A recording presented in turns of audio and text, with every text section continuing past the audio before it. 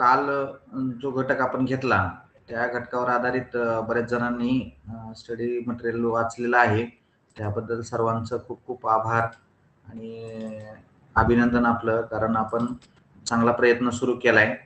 तर असाच प्रयत्न राहो अशी या ठिकाणी अपेक्षा व्यक्त करूया आपण, कारण जेवढा आपण वेळ द्याल तेवढा आपला नक्कीच फायदा होणार आहे यातून.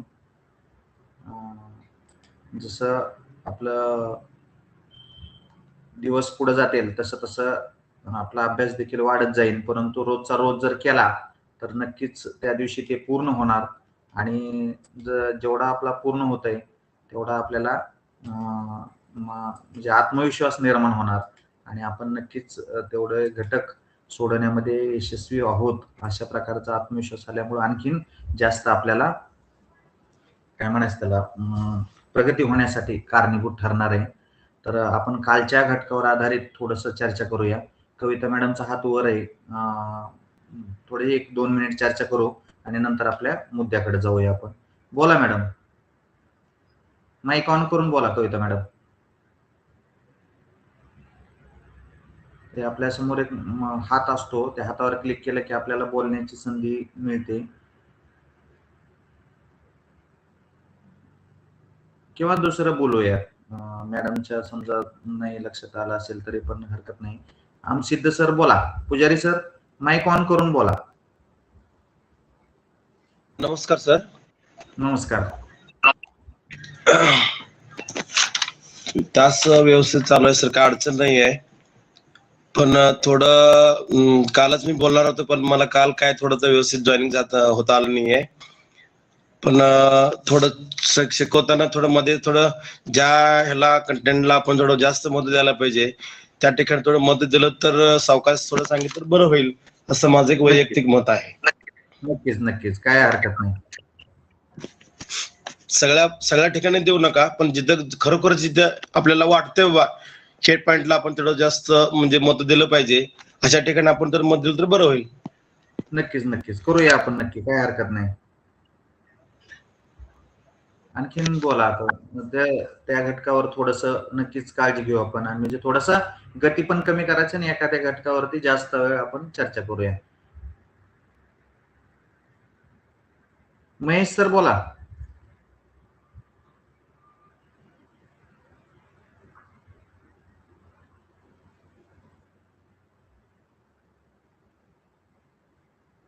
माईक ऑन करून बोलता.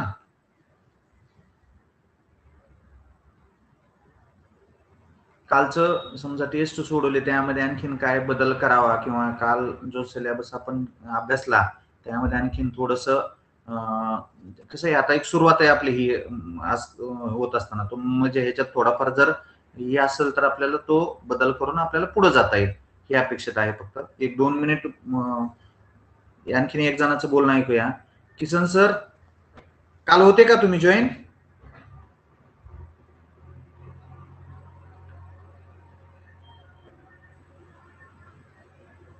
ठीक आहे, शेवटी आपण घेऊ नक्की. आज थोडं घेत असताना आपण नक्की थोडस शेवटच्या ह्याच्यात चर्चा घेऊ आपण. आता आपल्या पुढच्या ह्याच्याकडे जाऊ आपण, जो आपल्याला टीएटी मधल्या बालमानसशास्त्रामधील आणि अध्यापन शास्त्रामधील दुसरा मुद्दा येतो, विकासाची तत्वे. यामध्ये आपल्याला हे अगोदर समजून घ्यायचंय, यामध्ये प्रिन्सिपल्स ऑफ डेव्हलपमेंट म्हणजे त्या विकासाची तत्वे कोणती, ह्या बाबी समजून घेत असताना बालमानसशास्त्रामध्ये बालकाचा विकास हा क्रमबद्ध, सातत्यपूर्ण आणि सर्वांगीण पद्धतीने होत असतो. ही एक बालमानस शास्त्रामध्ये बालविकास हा क्रमबद्ध पद्धतीने, सातत्यपूर्ण आणि सर्वांगीण प्रक्रिया आहे आणि त्यामध्ये होत असतो. प्रत्येक बालकाचा विकास काही ठराविक तत्वानुसार होतो. प्रत्येक बालकाचा विकास हा काही ठराविक तत्वानुसार होत असतो. ही तत्वे समजून घेतल्यास शिक्षकाला अध्यापन अधिक परिणामकारक करता येते. हे वाक्य महत्वाचं आहे पहा खालचं, कारण आपल्याला जर ह्या बाबी नाही समजल्या तर आपल्याला परिणामकारक अध्यापन नाही करता येत. म्हणजे थोडक्यात एखाद्या विद्यार्थ्याची काय हिस्ट्री आहे, काय स्टोरी आहे, हे ज्यावेळेस आपल्याला समजेल त्यावेळेस त्यावरती आपल्याला काम करायला पण सोपं जातं. आणि त्या मुलांमध्ये समजा एखादा मुलगा आहे, माझ्याकडे एक मुलगा होता, त्याचे वडील 2 ट्रॅक्टरच्या मध्ये सापडून एक्सपायर झाले, परंतु ही घटना मला नंतर कळाली 1 महिन्यानंतर. आणि तो मुलगा सतत चिडचिड करायचा आणि शाळेवरती राग काढायचा. मग त्याचं कारण होतं की त्याला शाळेत बसून घेतल्यामुळं ती घटना घडली, असा त्याचा एक गैरसमज झाला होता. म्हणजे शाळेत तो आला होता म्हणून ती घटना घडली. जर तिथं असता तर त्याने वडिलांना सांगितलं असतं की ट्रॅक्टर येतोय पाठीमागं, बाजूला सरका. म्हणजे ही क्रमाने घडत जाणारा त्याचा जो सातत्यपूर्ण आणि सर्वांगीण विकास आहे, ह्या करत असताना त्याच्यामध्ये जी बदल होत आहेत बालकामध्ये, त्या कोणते त्याच्या बाबी इथं हे आपण समजून घेतल्या पाहिजेत. आता विकास सातत्यपूर्ण असतो हे आपल्याला माहित आहे. आपण कालच्या घटकामध्ये पाहिलेलंच आहे.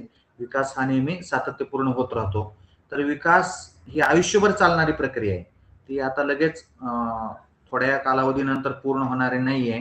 जन्मापासून वृद्धावस्थेपर्यंत विकास सुरू असतो. मग त्या प्रत्येक मुद्द्याचा, घटकाचा विकास हा आपल्याकडे वेगळ्या पद्धतीने होतो. यामध्ये विकास ही आयुष्यभर चालणारी प्रक्रिया असून जन्मापासून वृद्धावस्थेपर्यंत विकास सुरू असतो. तर विकास अचानक न होता हळूहळू आणि टप्प्याटप्प्याने घडत राहतो. समजा अचानक एखादी लॉटरी लागली आपल्याला आणि अशा पद्धतीने विकास झाला असं कधीच होत नाही. तर त्याचा टप्प्याटप्प्याने होत राहतो. याचं उदाहरण आहे, बालक आधी रांगायला शिकतं, परत नंतर उभं राहतं, उभं राहिल्यावर थोडं चालायला शिकतं, नंतर पळायला शिकतं. हे एक टप्पे आहेत त्यातले, हे आपण समजून घेतले. त्यानंतरचा पुढचा मुद्दा आहे आपला विकास क्रमबद्ध आणि संघटित असतो. त्यामध्ये विकास एका ठराविक क्रमाने होतो. हे आपण वरती अभ्यासलंच आहे की त्याचा क्रम कोणता असतो, याचा कोणताही टप्पा वगळून पुढचा टप्पा येत नाही. म्हणजे जर एखादी पायरीच आपण बाजूला काढली तर त्याच्या पुढची आपोआप येईल असं नाही सांगता येत. त्याला त्या टप्प्यातून जावंच लागतं. थोडक्यात प्रत्येक टप्पाचा पुढील टप्प्याचा पाया असतो. एखादी मागची पायरी जे विकास आहे त्याचा, तो पुढच्या टप्प्याची पायरी होतो. यामध्ये उदाहरण आहे, त्याला बोलण्याआधी बालक एक आवाज काढतं म्हणजे रडतं, त्यानंतर शब्द उच्चारतं आणि मग वाक्य बोलतं. म्हणजे अगोदर त्याचा आवाज आहे, आवाजानंतर शब्द आहे, शब्दानंतर वाक्य आहे. अशा 3 टप्प्यातून आपण जातो. आवाज, त्यानंतर आहे शब्द आणि त्यानंतर आहे वाक्य. अशा या 3 टप्प्यातून आपण गेल्यावर म्हणजे एक उदाहरण सांगितलंय. या टप्प्याटप्प्यानेच जर त्याला शब्द येत नसले तर वाक्य कधीच येत नाही. आणि आवाज जर काढता येत नसला तर शब्द पण याचा विषयच येत नाही. अशा पद्धतीने त्याचा विकास होत राहतो. त्यानंतर विकासाचा दुसरा मुद्दा आहे, विकासाची दिशा निश्चित असते. त्याची एक विकासाची दिशा ठरलेली असते. त्या दिशेच्या बाजूनेच आपला विकास होत राहतो. आता त्यामध्ये उपमुद्दा आहे आपला शीर्ष ते पाय. म्हणजे विकास हा नेहमी डोक्यापासून हे पायाकडे होत राहतो. म्हणजेच अगोदर त्याला लहानपणी थोडंसं समजायला लागतं. त्याचे पाय डायरेक्ट वाढत नाहीत, परंतु त्याचे बौद्धिक विकास अगोदर होतो आणि नंतर मग बाकीच्या बाबींकडे येत राहतो. आधी मान आणि डोके नियंत्रण येतं आणि नंतर चालायला शिकतं. असं होत नाही की मानेचं ताण सोडून दिलंय आणि त्याची मान अशी लोळी पडलेली आणि तो चालायला शिकलाय, असा प्रकार नाही होत. तर हे एक महत्वाचं आहे. हा प्रश्न येतो आपल्याला की डोक्याकडून विकास हा नेहमी पायाकडे येतो, जवळपासून दूरकडे जातो. काल हा अभ्यासलं होतं आपण, परंतु त्याच रिपीट होते आता या पाठामध्ये की जवळपासून दूरकडे जातो. यामध्ये विकास शरीराच्या मध्य भागापासून ते बाह्य भागाकडे होत राहतो. आधी खांद्यावर नियंत्रण येतं, नंतर आपल्या बोटांवर नियंत्रण येतं. त्यानंतरचा चौथा मुद्दा आहे आपला विकास सामान्य ते विशिष्ट अशा या क्रमाने जातो, सामान्याकडून विशिष्टाकडे. यामध्ये बालक आधी सर्वसाधारण हालचाली करतं आणि नंतर विशिष्ट हालचाली शिकतं. उदाहरण म्हणलं तर आधी हात हलवतं आणि नंतर विशिष्ट वस्तू पकडतं. डायरेक्ट हात उचलायला पण येत नाही आणि जाऊन वस्तू पकडली अशी घटना नाही होत कधी. त्यानंतर 5वा मुद्दा आहे आपला विकासात वैयक्तिक भिन्नता असते. त्यामध्ये प्रत्येक बालकाचा विकास हा वेगवेगळ्या गतीने होतो आणि सर्व बालके समान वेगाने आणि समान पद्धतीने विकसित होत नाहीत. प्रत्येकाचा गती, वेग वेगळी असते आणि एकाच पद्धतीने होईल असं नाही सांगता येत. याचं उदाहरण म्हणजे काही मुले लवकर चालायला शिकतात, तर काही मुलांना बऱ्याच कालावधीपर्यंत येत नाही. काही मुलांना तर येतच नाही आणि काही मुले हे उशिराने शिकतात. यानंतरचा पुढचा मुद्दा आहे आपला विकास सर्वांगीण असतो. म्हणजे सगळ्या बाबींमध्ये ज्यावेळेस त्याच्या प्रगती होत येते किंवा बदल होत येतो, चांगल्या बाबी घडत येतात, त्यावेळेस त्याचा विकास झालेला दिसून येतो आपल्याला. आपण विकास ठरवतो कशावरून? तर विकास फक्त शारीरिक नसून, जर शरीर वाढलं आपलं तर आपण म्हणतो सदृढ झाला, परंतु बाकीच्या बाबीचा बी त्याच्यामध्ये विकास होणं गरजेचं आहे. त्यामध्ये कोणत्या कोणत्या बाबी आहेत बघा. फक्त शारीरिक बाब असून चालत नाही. तर अगोदर पाहिलं होतं आपण व्याख्यामध्ये, तर शारीरिक नसून बौद्धिक, भावनिक, सामाजिक आणि नैतिक अशा सगळ्या क्षेत्रामध्ये त्याचा विकास झालेला असायला पाहिजे. तर फक्त एका क्षेत्रावर दुसऱ्या क्षेत्राचा परिणाम घडून येतो. म्हणजे शरीरावरती आपण जर वर्गामध्ये गेल्यानंतर जर आपल्या काही ताण असेल तर त्याचा परिणाम आपल्या शरीरावर जाणवतो, आपल्या भावनेवर जाणवतो, आपल्या समाजामधल्या लोक सामाजिक परिस्थितीवर जाणवतो आणि आपली नैतिकता देखील बदलते. या एकमेकांवर अवलंबून असणाऱ्या बाबी इथं. याचं उदाहरण म्हणजे भावनिक अस्थिरता असल्यास शैक्षणिक प्रगती कमी होऊ शकते. म्हणजे घरात जर भांडण असेल तर त्या मुलाचा शाळेमध्ये अभ्यास कधीच होत नाही.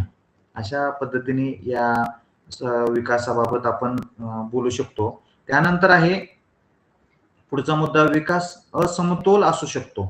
म्हणजे सर्व क्षेत्रांमध्ये बौद्धिक क्षमतेमध्ये तो उच्च ह्याच्यामध्ये विकसित पावला तर भावनिक ह्याच्यामध्ये एवढा असेलच असं नाही सांगता येत, परंतु काही प्रमाणामध्ये असतो. सर्व क्षेत्रांचा विकास समान वेगाने होत नाही.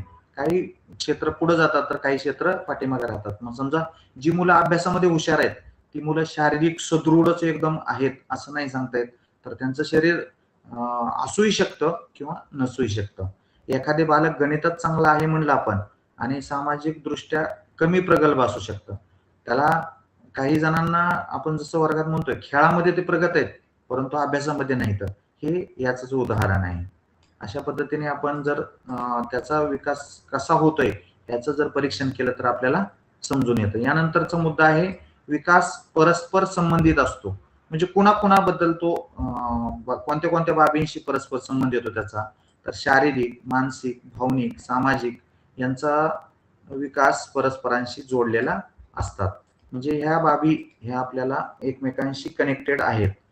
वरच पाहिलं आपण त्या बाबी एकमेकांशी संबंधित आहेत म्हणून.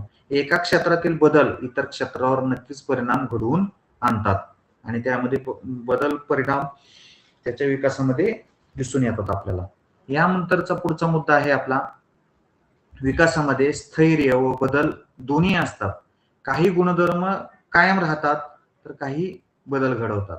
म्हणजे ज्यावेळेस त्या विद्यार्थ्याचा विकास होत राहतोय त्यावेळेस त्याच्यात दिसून येणारे काही गुणधर्म आहेत हे कायम टिकून राहतात, परंतु जर त्याला आपण बदल घडवून दिले, उदाहरण जर एखाद्या विद्यार्थ्याला नाटकाबद्दल आवड आहे आणि तो नाटक करतोय म्हणजे नाटकामध्ये काम करतोय आणि त्याला जाणवलं की आता नाटकामधून आपल्याला करिअर करणं शक्य नाहीये पुढं, मग आपण तिथं थांबलं पाहिजे, तर तो ते 7वी 8वीला गेल्यानंतर नाटकातलं काम करायचं थांबवेल आणि मग तो वेगळ्या क्षेत्राकडे वळेल.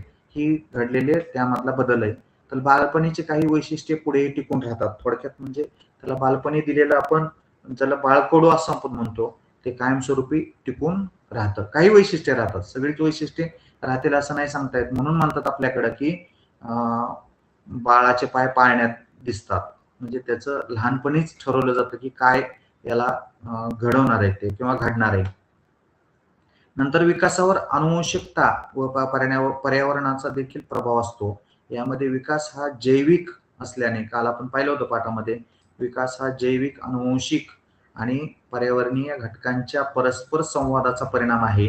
या मध्ये कुटुंब, शाळा, समाज आणि पोषण म्हणजे त्याच्यामध्ये दिला जाणारा आहार यांचा देखील त्याच्यावरती प्रभाव असतो. जर त्याला कुटुंबामध्ये व्यवस्थित वातावरण मिळत नसेल तर त्याचा विकास खुंटतो. शाळेत त्याला जर पूरक मिळालं नाही ज्ञान, शैक्षणिक ज्ञान, तरी देखील विकास खुंटतो. आणि दोन्हीकडून पण मिळालं, कुटुंबाकडून पण मिळालं, शाळेकडून पण मिळालं, परंतु समाजामध्ये त्याला जर व्यासपीठ नाही मिळालं तरी पण विकास खुंटतो. म्हणजे त्याला सायकल चालवायला घरच्यांनी शिकवली, शाळेमध्ये देखील त्याचा सराव घेतला, परंतु समाजामध्ये त्याला सायकल घेऊन गेल्यानंतर इतरांकडून जर त्रास व्हायला लागला किंवा तर त्याच्यावरती विकास थांबला जातो किंवा परिणाम होतो. अशा पद्धतीने या बाबींचा त्या विकासावरती आपल्याला परिणाम झालेला दिसून येतो. नंतर आहे विकासाची भविष्यवाणी करता येते. म्हणजे कशी करता येते बघा, विकास क्रमबद्ध असल्याने पुढील टप्प्यांचा अंदाज बांधता येतो. म्हणजे एक टप्पा त्याने पूर्ण केला तर पुढच्या टप्प्याचा आपल्याला अंदाज येतोय आणि त्यामुळं आपल्याला भविष्यवाणी करता येते.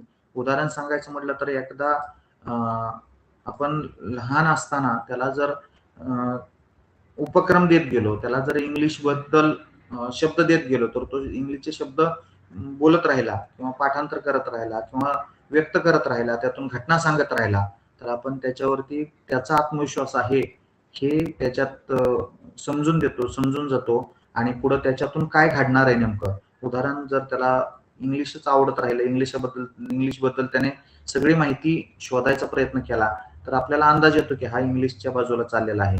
एखादा विद्यार्थी सायन्सच्या बाजूला जात असेल तर तो त्या सायन्समध्ये करिअर करणार आहे हे आपल्याला समजून येतं. आणि म्हणून 8वी ते 10वी झाल्यावरती कल चाचणी नावाचा प्रकार येतो आणि त्या कल चाचणीमध्ये त्या विद्यार्थ्याला कोणत्या बाजूने कल आहे याचा अंदाज घेतला जातो आणि तोपर्यंत त्याचं ठरलेलं असतं. आणि 10वी नंतर आपण त्याचा निर्णय घेतो की त्याला काय करायचं, म्हणजे एखादा कोर्स छोटा करायचा की त्याला ऍडमिशन घ्यायचं की त्याला मोठी शिकवणी लावून एखाद्या इंजिनिअरिंग आणि मेडिकलसाठी ऍडमिशन घ्यायचं की 11वी-12वी रेग्युलर करायची. ह्या बाबींचा निर्णय घेण्याची वेळ त्या आई वडिलांकडे येते आणि त्यावेळेस त्याला मागच्या टप्पे त्याला म्हणजे आधार देण्यासाठी, निर्णय घेण्यासाठी कारणीभूत ठरतात.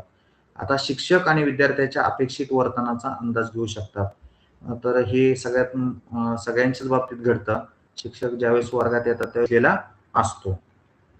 यानंतर आपण प्रश्नांच्या सरावाकडे जाऊया. तर त्यातला पहिला प्रश्न आपण आज शक्यतो सर्व प्रश्न सोडवण्याचा आपण प्रयत्न करूया, कारण आपल्याकडे थोडा आज वेळ आपण जास्त देऊया, कारण उद्याच्याला सुट्टी आहे म्हणून, म्हणजे रविवार आहे, सगळ्यांना वेळ आहे. विकास ही प्रक्रिया कशी असते तर ती सातत्यपूर्ण असते.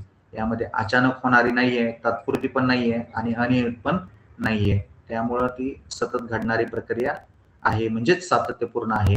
विकास कोणत्या कालावधीत होतो तर वरच पाहिलं होतं आपण थेअरीमध्ये, जन्मापासून मृत्यूपर्यंत विकास त्याचा होत राहतो. म्हणजेच म्हणून त्याचा पर्याय आपण या ठिकाणी डी हा पर्याय घेतलेला आहे. विकास कोणत्या प्रकारात घडतो तर क्रमबद्ध प्रकार, अव्यवस्थित नाही, विस्कळीत नाही, अनियोजित नाही. म्हणजे थोडक्यात त्याचा प्रकार हा क्रमबद्ध आहे.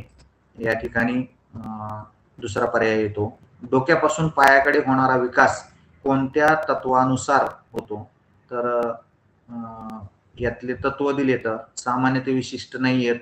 आपण मगा हा शीर्ष ते पाय हा शब्द का मुद्दा म्हणून टाकलेला आहे वरच्या थिअरीमध्ये, कारण ज्यावेळेस असा प्रश्न पडतो त्यावेळेस आपल्याला जर इथं पर्याय नसेल तर गोंधळ होऊ नये म्हणून शीर्ष ते पाय ह्या पर्यायाला, शीर्ष म्हणजे डोके आणि पाय म्हणजे पायाकडे होणारा त्याचा विकास. पुढचा मुद्दा आहे, शरीराच्या मध्यभागापासून बाह्य भागाकडे होणारा विकास कोणता असतो तर शरीराचा मध्य भाग म्हणजे जवळ आणि बाह्य भाग म्हणजे दूर.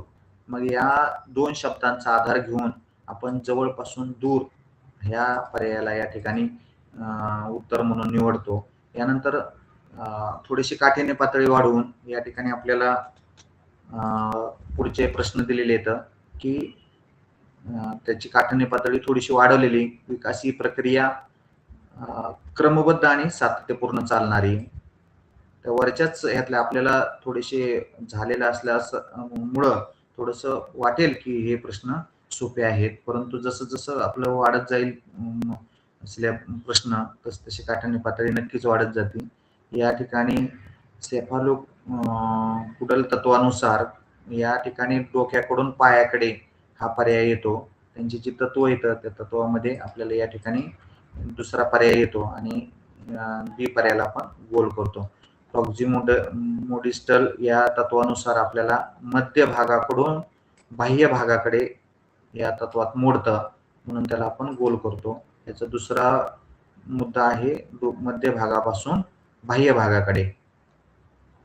आधी हात हलवणे आणि नंतर वस्तू पकडणे हे कशाचं उदाहरण आहे तर सामान्य ते वैशिष्ट्ये या याचं उदाहरण आहे. ते सामान्यापासून विशिष्टाकडे जाणे, कारण शीर्ष ते पाय नाही, असमतोल विकास नाही आणि स्थैर्य पण नाही. त्यामध्ये सामान्य ते विशिष्ट ह्या मध्ये तो मुद्दा येतो, आपला विकास येतो. त्यानंतरचा 5वा प्रश्न आहे, सर्व बालके समान वेगाने विकास होतात, हे विधान बरोबर की चूक आहे? तर त्यामध्ये सर्व बालके समान वेगाने, समान या शब्दाला आपण लगेच विचार करून ठरवायचंय की हे चुकीचं आहे, त्यामुळे हे येणार नाही. म्हणून या ठिकाणी चुकीचे उत्तर हा पर्याय तिसरा येतो आणि त्याला आपण गोल करायचंय. म्हणून या 5व्या प्रश्नाचं उत्तर हे तिसरा येतो. नंतरचा प्रश्न आहे, विकासात प्रत्येक टप्पा पुढील टप्प्याचा पाया असतो. याचं कारण आहे, विकास क्रमबद्ध असतो, अनियमित नाही, स्थिर नाही आणि मर्यादित नाही. हे तिन्ही पहिला, तिसरा आणि चौथा हे वेगळं दाखवतात आणि आपल्याला दुसऱ्या पर्यायावरती या ठिकाणी आपण गोल करावं. कारण का, तर विकास हा क्रमबद्ध पद्धतीने होत असतो. यानंतरचा पुढचा प्रश्न आहे, एखादे मूल शारीरिक दृष्ट्या प्रगत पण सामाजिक दृष्ट्या मागे आहे, हे कशाचे उदाहरण आहे? तर त्याला समतोल नाही राखता आला. अगोदर पाहिलं आपण की त्याचा सगळ्या बाबींमध्ये ज्यावेळेस विकास होतो त्याला सर्वांगीण विकास असं म्हणलं जातं, परंतु तो त्याचा झाला नाही, शारीरिक झाला परंतु सामाजिक झाला नाही, म्हणून त्याला असमतोल विकास हे त्याचं म्हणजे पर्याय आपल्याला या ठिकाणी निवडता येईल आणि त्याला गोल करता येईल. पुढचा प्रश्न आहे, विकासात स्थैर्य म्हणजे काय? तर विकासात स्थैर्य म्हणजे काही गुणधर्म कायम राहतात. स्थैर्य या शब्दावरून आपण पुढे जायचंय, कोणताही बदल होत नाही असा नाहीये, स्थिर राहतंय म्हणजेच कायम राहतात, म्हणून त्याला दुसरा पर्याय आपण या ठिकाणी गोल करूया आणि त्याला पर्याय म्हणून निवडूया. पुढचा प्रश्न आहे, विकासाची भविष्यवाणी करता येते, कारण विशिष्ट शेवटच्या थिअरीमध्ये आपण पाहिलं होतं तो विशिष्ट क्रमाने होतो, म्हणून त्याला आपण या ठिकाणी त्याची भविष्यवाणी करू शकतो. त्यानंतर जनरल टू स्पेसिफिक तत्वानुसार उलटे उदाहरण कोणतं घेतलं? तर यामध्ये आधी सर्वसाधारण हालचाली हे नाही येत, कारण हे चुकीचंच आहे. त्यानंतर आहे दुसरा पर्याय,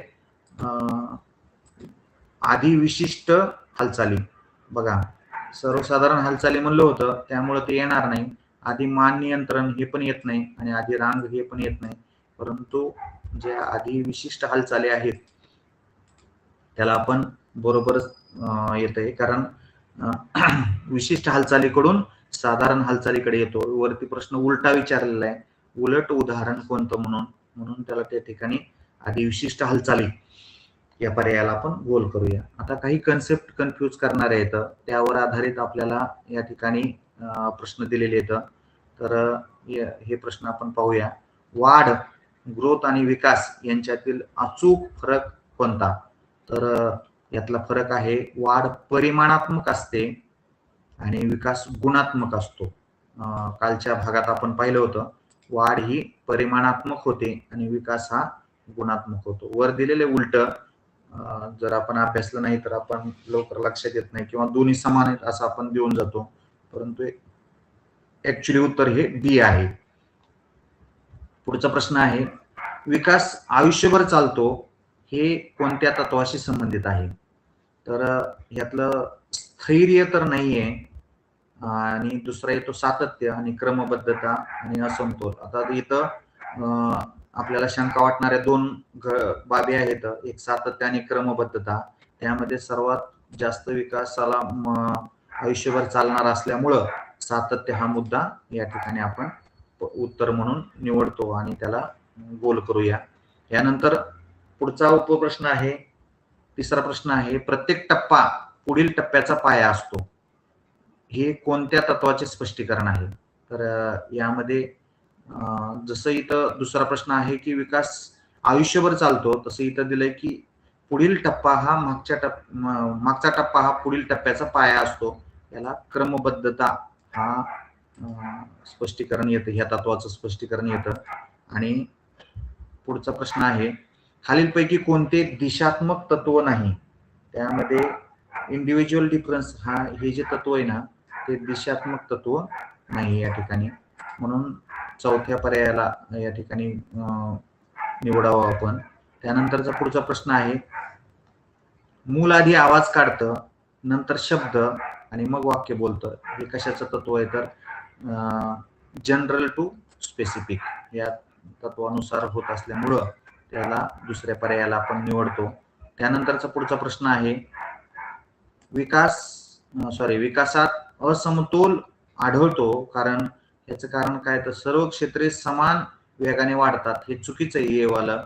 त्यानंतर विकास थांबतो, सी पण चुकीचं आहे. आणि डी आहे स्थैर्य असते, हे पण पर्याय चुकीचा. म्हणून आपण या ठिकाणी दुसऱ्या पर्यायाला काही क्षेत्रे जलद तर काही मंद, म्हणजे विकासात असमतोल ह्या शब्दाचा आधार घेऊन आपण उत्तरामध्ये त्या ठिकाणी बदल काय असेल याचा पर्याय निवडला, म्हणून बी हा पर्याय येतो. 7वा प्रश्न आहे मध्य भागापासून ध्येय भागाकडे विकास होतो, हे प्रोक्झिमोडिस्टल या तत्वानुसार होतं. यालाच आपण दुसरा पर्याय या ठिकाणी पर्याय म्हणून निवडूया. त्यानंतर पुढचा प्रश्न आहे विकास परस्पर संबंधित आहे, याचा अर्थ काय तर क्षेत्रे स्वतंत्र असतात असं नाही, कारण सर्व क्षेत्रांचा एकमेकाशी समन्वय आहे. एक क्षेत्र दुसऱ्या क्षेत्रावर परिणाम करत नाही, हे देखील चुकीचं आहे, दुसरा पर्याय. आणि तिसरा पर्याय आहे एक क्षेत्र दुसऱ्या क्षेत्रावरती परिणाम करतं, म्हणून हे उत्तर बरोबर आहे. या प्रश्नाचं उत्तर आपण सी हे पर्याय निवडतो. पुढचा प्रश्न आहे काही गुणधर्म टिकून राहतात, हे कोणते तत्व आहे तर असमतोल हे तत्व आहे. काही गुणधर्म हे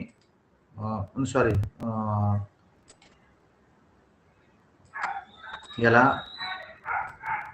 पहिला जो पर्याय स्थैर्य हा पर्याय या ठिकाणी येतो आपला, असमतोल येत नाहीये, तर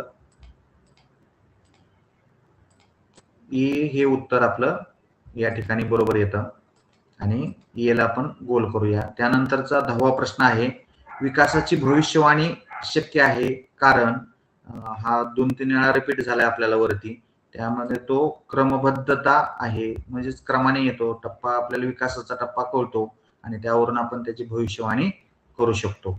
अशा पद्धतीने हे 10 प्रश्न घेतले. यानंतर केस स्टडी नावाच्या प्रकारामध्ये आपल्याला काही प्रश्न विचारले जातात, त्यातले काही मोजके प्रश्न आपण या ठिकाणी पाहूया.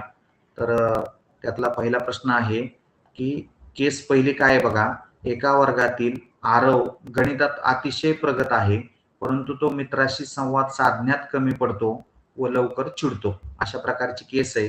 तर ही परिस्थिती कोणते तत्व दर्शवते तर या ठिकाणी त्याच्यात गणितात प्रगती आहे परंतु मित्रांमध्ये संवाद साधताना तो कमी पडतोय, म्हणजे इथं प्रगत झालाय आणि इकडं कमी पडलाय, म्हणजे ह्याच्यात त्याला असमतोल झालाय, म्हणून असमतोल विकास इथे हा पर्याय आपल्याला निवडता येतो.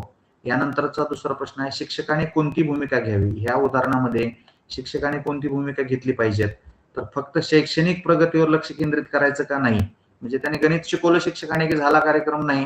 त्यानंतर फक्त मित्राबरोबरच संवाद साधायचे का असं पण नाही. त्यानंतर सामाजिक कौशल्य विकासासाठी संधी द्यावी, म्हणजे आता ज्या बाबीमध्ये तो कमी आहे, समजा काही वेळेस त्याच्या घरातून आपल्याला व्यवहार ज्ञान मिळत असेल नसेल तो भाग वेगळा, परंतु आपण देखील शाळेमध्ये बाल आनंद मेळावा किंवा बाजार अशा स्वरूपाचे उपक्रम सादर करतो किंवा आयोजित करतो, त्यातून आपल्याला विद्यार्थ्यांमध्ये इतरांशी कसा संवाद साधायचा आहे ह्या देखील बाबी दिसून येतात. त्याला दुर्लक्षित करावे, शिक्षा द्यावी हे मुद्दे देखील चुकीचे आहेत. त्यानंतर केस स्टडी दुसरी काय बघा, सी आधी मान नियंत्रित करते आणि नंतर बसायला शिकते आणि त्यानंतर चालायला शिकते. ही घटना कोणत्या तत्वाशी संबंधित आहे तर या ठिकाणी सेफालोक्युरल ह्या तत्वाशी त्याचा संबंधित येतो, म्हणून त्याला आपण दुसऱ्या पर्यायाला गोल करूया. त्यानंतर तिसरी केस स्टडी आहे आपली, एकाच वयाच्या 2 मुलांमध्ये वाचन कौशल्य मोठा फरक आहे. त्यामध्ये एकाच वयाची 2 मुलं येतं परंतु त्यांच्या वाचन कौशल्यात काय मोठा फरक असल्याचं या ठिकाणी सांगितलंय आपल्याला. तर हे तत्व कोणते आहे तर यामध्ये वैयक्तिक भिन्नता, सातत्य तर नाही, दिशा पण नाही आणि स्थैर्य पण नाही, तर वैयक्तिक भिन्नता या ठिकाणी आपल्याला दिसून येते. यानंतरचा पुढचा प्रश्न आहे शिक्षक कोणती पद्धत अवलंबावी. शिक्षकाने या ठिकाणी कोणती पद्धत अवलंबायला पाहिजे तर स्तरानुसार अध्यापन करायला पाहिजेत. म्हणून आपल्याला आता सांगितले पहा की प्रत्येक मुलासाठी आराखडा वेगळा वेगळा तयार करा. त्याचा फायदा काय होतो तर एका मुलाच्या गतीचा, एका मुलाच्या प्रगतीचा, एका मुलाच्या नैतिकतेचा, त्याच्या सामाजिकतेचा, त्याच्या कौटुंबिक परिस्थितीचा, त्याच्या वातावरणाचा आपल्याला अभ्यास करून त्याच्यावर आधारित आपण त्यासाठी आराखडा करू शकतो. त्यानंतरची पुढची केस स्टडी आहे आपली. मूल आधी संपूर्ण हात हलवते आणि नंतर बोटाने पेन्सिल पकडते. हे कोणत्या तत्वात बसतं तर या ठिकाणी जनरल टू स्पेसिफिक या तत्वामध्ये ते बसतं. यानंतरचा पुढचा प्रश्न आहे आपला आणि केस स्टडी आहे आपली की एका विद्यार्थ्याचा शारीरिक विकास जलद आहे पण भावनिक परिपक्वता कमी आहे. यामध्ये कोणत्या तत्वाशी संबंधित आहे तर एक विकास जलद आहे. दोन प्रश्न वाचत असताना आपण मुद्दे हायलाइट करायचे, कधीही त्याच्या खाली अंडरलाईन करा म्हणजे आपल्याला लक्षात येते लगेच. आणि इथं कमी आहे. इकडे जर जलद आला असतं तर समन्वय आला असता किंवा समतोल आला असता, परंतु समतोल तर नाही झाला.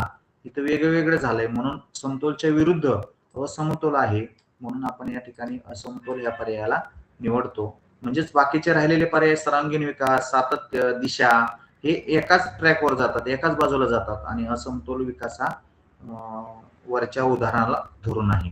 म्हणून बी हा पर्याय आपण गोल करूया. त्यानंतर रोहन आधी खांद्यावर नियंत्रण मिळवतो आणि नंतर बोटांवर नियंत्रण मिळवतो. हे प्रोक्सिमोडिस्टल या तत्वानुसार आहे. त्या ठिकाणी बी हा पर्याय आपण निवडूया.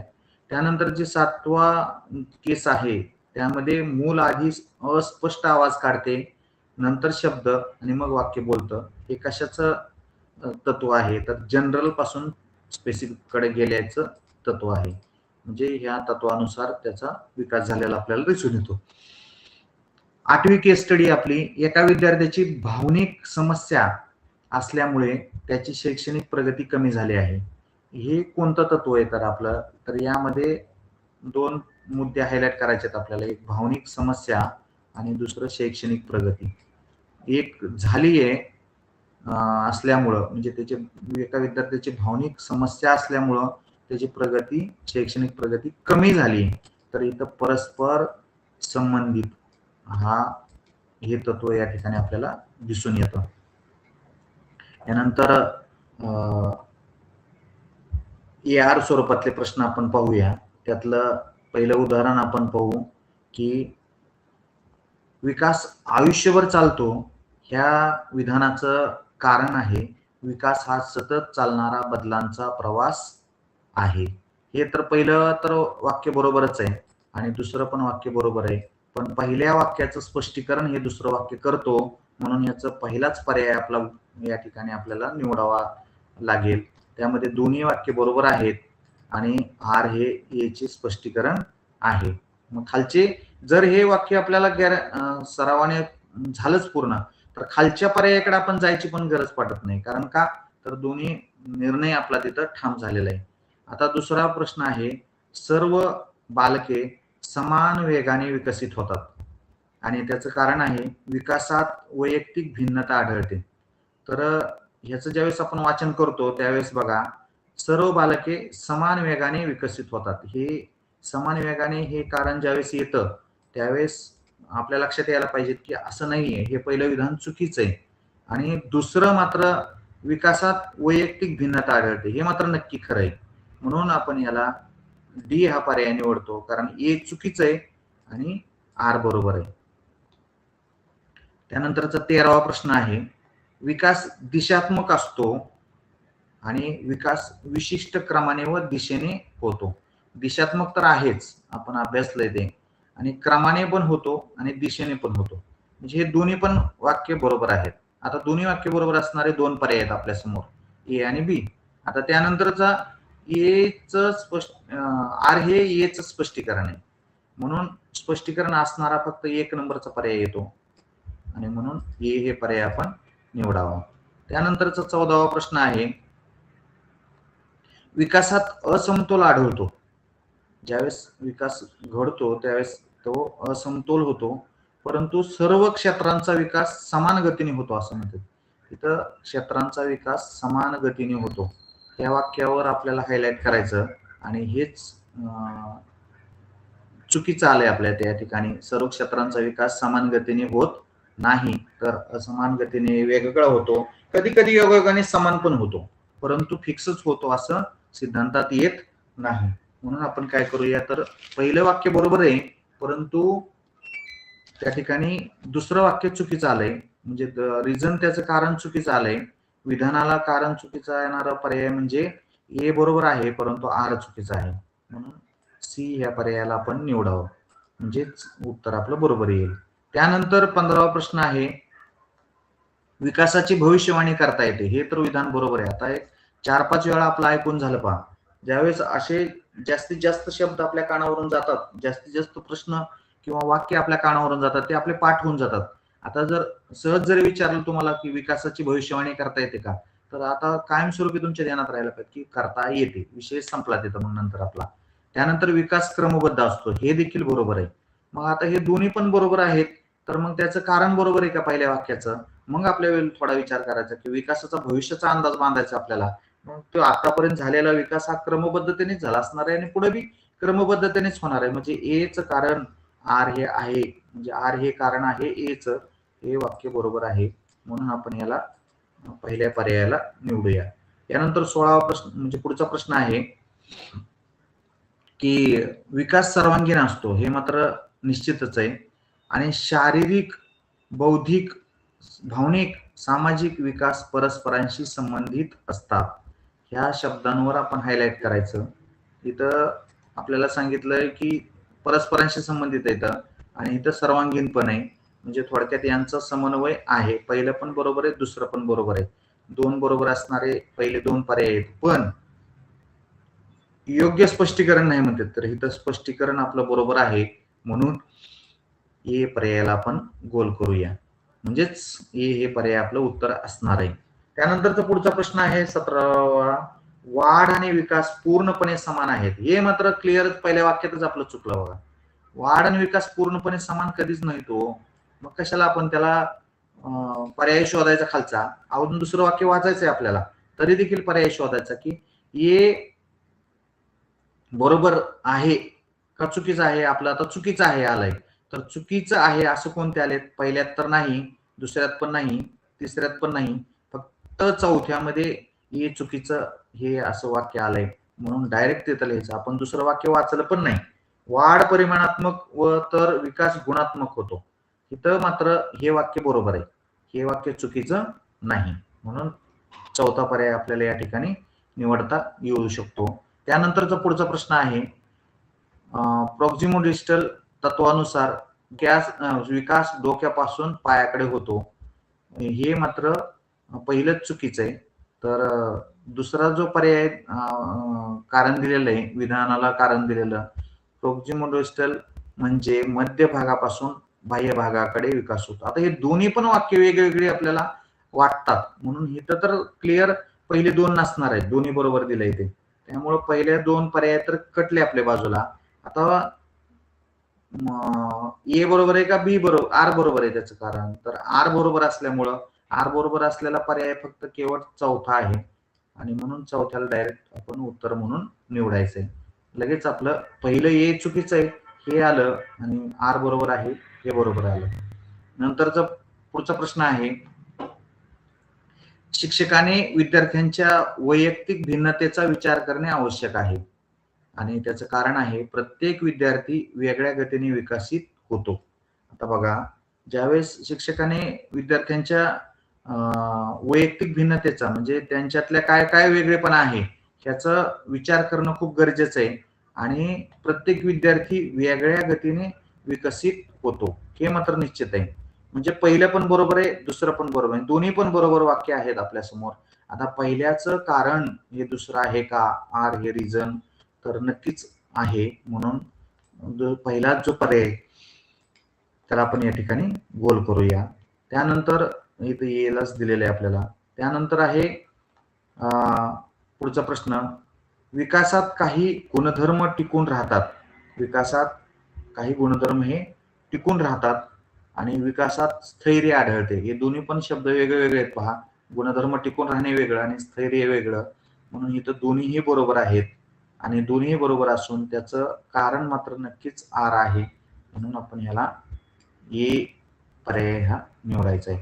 अशा पद्धतीने प्रश्नांचा ज्यावेळेस थोडा विचार करून आपण सोडवतो त्यावेळेस आपल्याला नक्कीच ते प्रश्न समजतात आणि प्रश्न समजले की आपल्याला त्याचं उत्तर काय असेल हे पाठच होऊन जातं. आता जे आपण 10-20 प्रश्न घेतलेत म्हणजे वेगवेगळ्या प्रकारचे आपल्या समोर, तिथं थिअरी वाचल्यावर जे 1-2 मुद्दे आपल्याला हायलाईट केलेले आहेत आपण, त्या मुद्द्यांचा खाली प्रश्नात समावेश झाल्यामुळं त्या थिअरी मधल्या प्रश्न मुद्द्यावर आधारित आलेले प्रश्न हे लगेच आपल्याला उत्तर निवडण्यासाठी सोपे जातात. तसेच ज्यावेळेस आपण स्टडी मटेरियल मधले प्रश्न वाचणार आहात त्यावेळेस ते वाचलेले प्रश्न ज्यावेळेस टेस्टमध्ये येतील त्यावेळेस आपला लगेच त्याच्याकडे फोकस राहील आणि ते शब्द कायमस्वरूपी आपल्या लक्षात राहणार आहेत.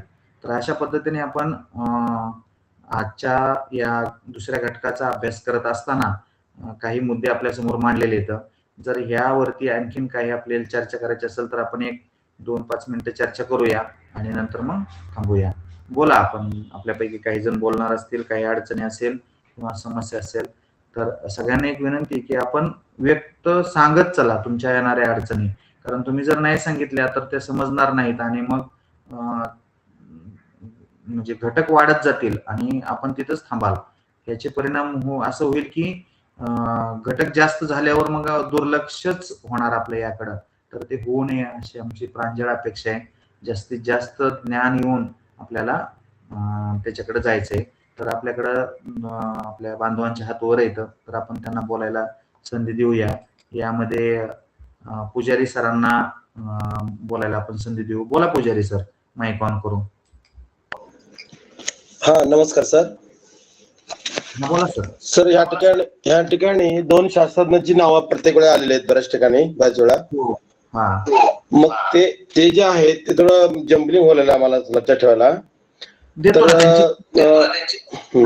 बोला. तर एकच हे आहे ते मध्य शरीर विकास हे मध्य भागापासून ते बाहेरकडे जात आहे, हे एक उदाहरण आहे.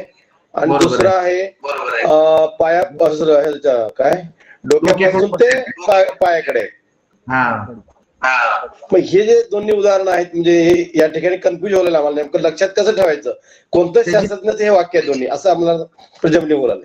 नक्कीच त्याची जी खरं ट्रिक सांगावा म्हणजे लक्षात कसं ठेवायचं ते. आता आपण त्या काय म्हणत थोडक्यात त्या तत्व. आता बघा आपण रोहनने आधी खांद्यावर नियंत्रण मिळवतो आणि नंतर बोटावर मिळवतो, बरोबर आहे? हो. आधी दुसऱ्याकडे जाऊ, स्पेसिफिक तत्व घेऊ त्या ह्याच्यावरती. एक मिनिट. इथं सिया आधी मान नियंत्रित करते आणि नंतर बसायला शिकते आणि नंतर चालायला शिकते, बरोबर आहे ना? हो. ह्याचं नाही आलेलं स्पेसिफिक, त्या लेखकाचे नाव यायला पाहिजे. तर लेखक मी काय करतो त्याची थोडस सिद्धांत दिला ना वाचायला तुम्हाला की त्याची ट्रिक येईल आणि ते ट्रिक आपण पाठ करूया, असं करू. कसं आहे ते लक्षात राहते. लक्षात म्हणजे कसं ठेवायचं लक्षात देण्यात आलं. नेमकं लक्षात ठेवण्यासाठी कोणत्या ट्रिकने जायचं, तुमचा मुद्दा बरोबर आहे. आपण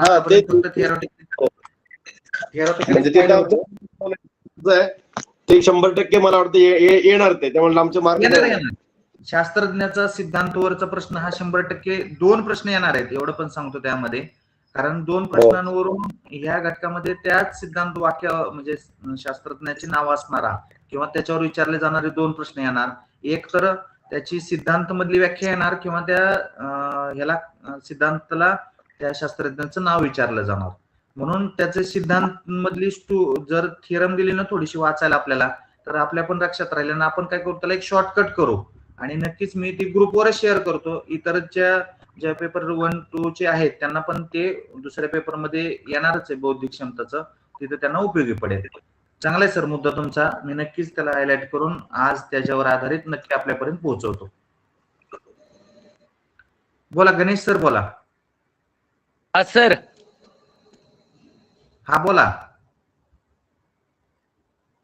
नाही, माईक ऑन करून बोला. हॅलो. हा बोला, येतोय आवाज आता. हा सर, प्रश्न जास्त होईल तो सर, जमलिंग होत चालली सर. म्हणजे कोणते प्रश्न 100. जास्त राहिलेत म्हणता? हे तुम्ही सरावासाठी आम्हाला वाचायला दिले ती 100-150 प्रश्न सर, मिळ लागा नाही हो, ऐका ताळमेळ आता, जुळाना. नाही ऐका ना, आता ह्यातले कसं आहे, आता जे आपले जे परीक्षार्थी आहेत ना सगळे, हे वेगवेगळ्या पातळीवरचे आहेत. काही जणांना कमी अभ्यास करणारे आहेत, कमी ह्याच्यामध्ये समजणारा. काही जणांना थिअरी वाचली तेवढ्याच मुद्द्यावर आपल्याला लगेच लक्षात राहतंय. आणि आपल्याला प्रश्न हे सगळे सगळ्या बाजूनी विचार करून म्हणजे सगळ्या प्रकारातून प्रश्न विचारले जाणार आहेत. असं त्याचं स्पेसिफिक नाही की जसं 10वीला असतंय की पहिले 5 प्रश्न गाळेल जागा, 5 प्रश्न जोड्या लावा, 5 प्रश्न एका वाक्यात उत्तर द्या, कोण कोणास म्हणाले, असा स्पेसिफिक नाही ठरलेला. म्हणून कोणत्या पद्धतीने येईल हे सांगता येत नाही आपल्याला. आणि आपण जेवढं जास्त प्रकारातून जाऊ तेवढं आपल्या नजरेत राहील आणि त्या येणाऱ्या उत्तराला आपल्याला सामोरे जाता येईल. आता जर जेवढं शक्य आहे आपल्याला, आता मी जरी 100-150 प्रश्न दिले असले, आता पुजारी सरांनी त्यातले जवळपास एक 70-80 प्रश्न त्यांनी सोडवले किंवा वाचले. परंतु काही जण पूर्ण करतील, काही जणांना जर वेळच नाही भेटला तेवढा, तर जेवढं आपल्याला शक्य आहे, जेवढं तुम्हाला त्यातून जाता येईल. कमी प्रश्न जर घेतले आपण, समजा जर 25 प्रश्न सोडवले, तर त्या 25 मधलंच येईल असं नाही गॅरंटेड सांगतायत. मग त्याच्या बाहेरचा आला तर आपल्याला मग तो समजणार पण नाही. म्हणून देण्याचा हेतू एवढा आहे की जास्तीत जास्त प्रश्न तुमच्या समोर मांडतोय, त्यातले तुम्हाला जेवढं शक्य होतंय तेवढे करा. जे नाही शक्य होत ते आपण ठेवले तरी चालतील. असं काही नाही की बंधन की तेवढे केलेच पाहिजेत अशात. पण अट्टहास हा आहे की जास्त प्रश्न तुम्हाला दिले नंतर म्हणजे सर्वांसाठी उपयुक्त म्हणून एक प्लॅटफॉर्म ठरवलाय आपण तो. म्हणून जास्त बनवले तर तुम्हाला जेवढं शक्य होतील तेवढे प्रयत्न करा नक्कीच गणेश सर. ठीक आहे सर. हा चालतं, जेवढं होईल तेवढं करा आणि जसा वेळ भेटेल तसं करा. अशी एक आहे. ठीक नंतर आहे सर. महेश सरांचा हात वर आहे, महेश सरांना आपण बोलायला संधी देऊया. बोला महेश सर. हॅलो. हा बोला म्हणलं, येतोय आवाज. सर, कालच्या पेक्षा आजचा घटक जरा सोपा वाटला आणि समजलं पण. हो ना. आणि प्रश्नही जरा सोपे वाटले सर आजचे. आता ह्याचं कसं होतंय सांगू का, पहिल्या घटकावर पहिल्या घटक हा एकदम बेस होता कालचा, म्हणजे सुरुवातच होती. आता कालच्या घटकातले बरेचसे मुद्दे हे दुसऱ्या घटकात आलेत.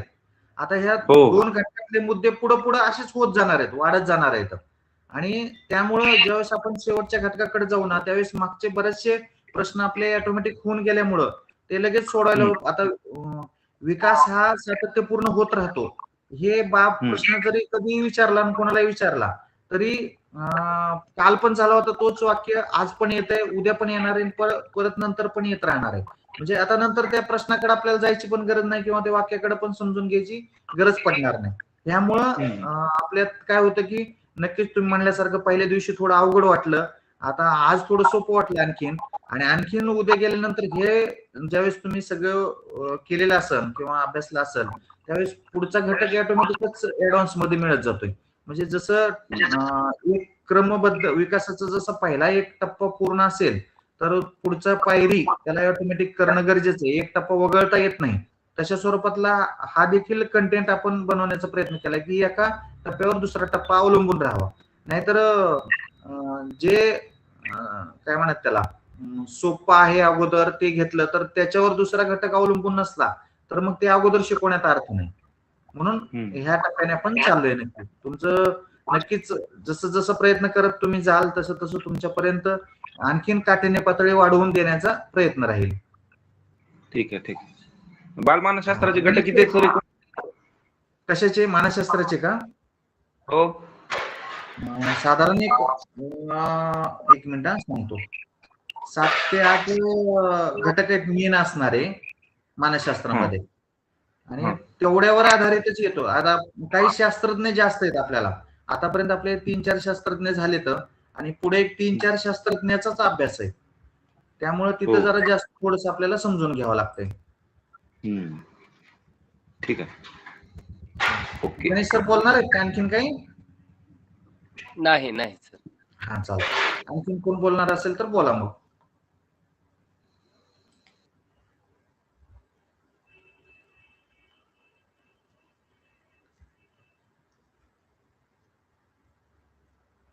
बोलणार आहेत का कोणी?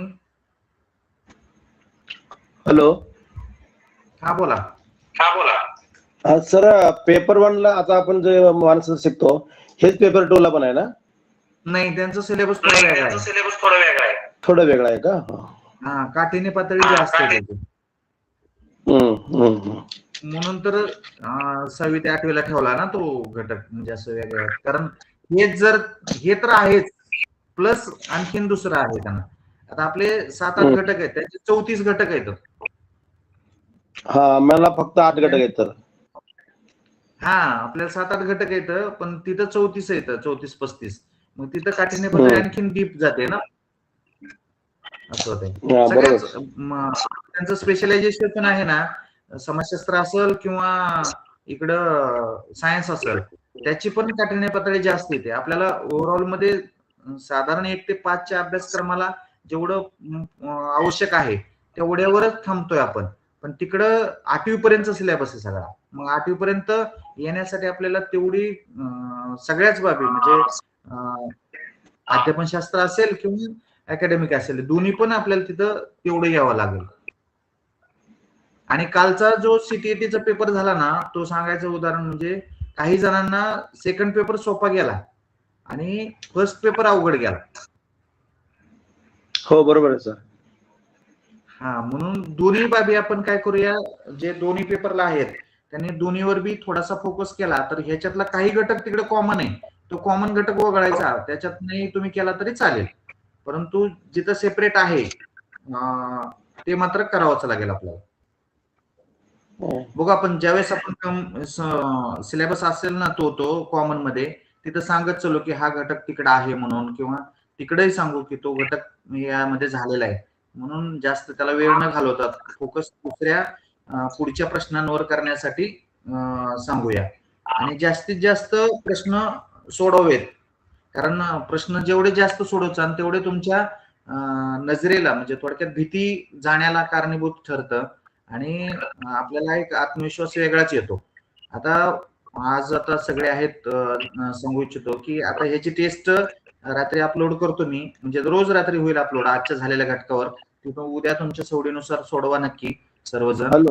आणि हॅलो सर. हा बोला. काल तुम्ही फक्त 20च प्रश्न दिलात सोडवायला. बरोबर. काल तुम्ही 20च प्रश्न दिलात सोडवायला.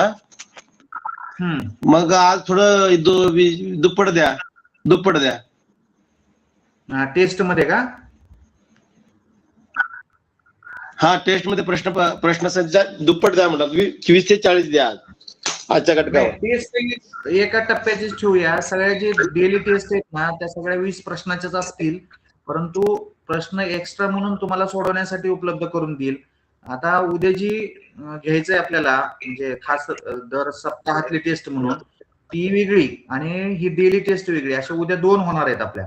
मग त्या डेली टेस्ट मधले 20 प्रश्न असतील आणि सप्ताहातल्या टेस्ट मध्ये साधारण 50 प्रश्न आपण देणार आहे झालेल्या घटकावर.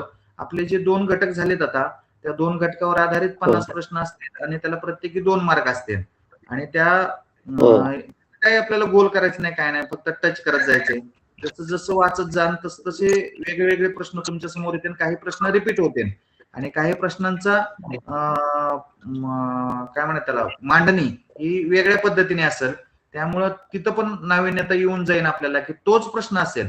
विकासाची काय म्हणतात त्याला, विकास हा सतत चालणारी प्रक्रिया आहे ही जरी म्हणलं आपण तर हे साधं वाक्य झालं, परंतु ह्यालाच गाळ्याल्या जागेतून किंवा नकारात्मक पद्धतीने किंवा त्याला कारण आणि विधान आणि कारण ह्या बाबीतून मांडलं गेलं किंवा जोड्या लावायच्या पद्धतीतून जर मांडलं गेलं तर ते वेगळं होईल आपल्या समोर आणि ते वेगळे पण यावं म्हणून त्यामागचा हेतू आहे की वेगळा प्रश्न तुमच्या समोर मांडायचा. अशा पद्धतीने आहे. हो, चालतंय. आपण कोण बोलणार असेल तर बोलूया. आणि आपलं मगा म्हणल्यासारखं व्यक्त होत झाला, बोलत चला. त्या ग्रुपचं लॉग देखील मी काढून ठेवतो, कारण का ठेवलं होतं तर त्यात आपण इतर गुड मॉर्निंग, गुड आफ्टरनून कुठला मेसेज करू नका, त्याचं लॉग ओपन ठेवतो.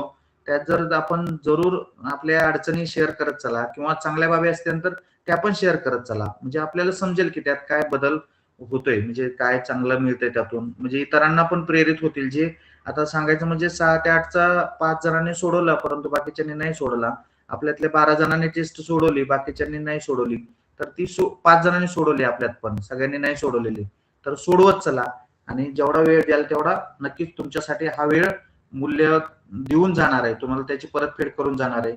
तर सर्वांचे या ठिकाणी आपण आजच्या दिवशी आभार मानून थांबूया आणि आपण नक्कीच भेटू पुढच्या भागात. उद्याच्या टेस्ट मध्ये तर भेटणारच आहेत परंतु पुढच्या भागात सोमवारी.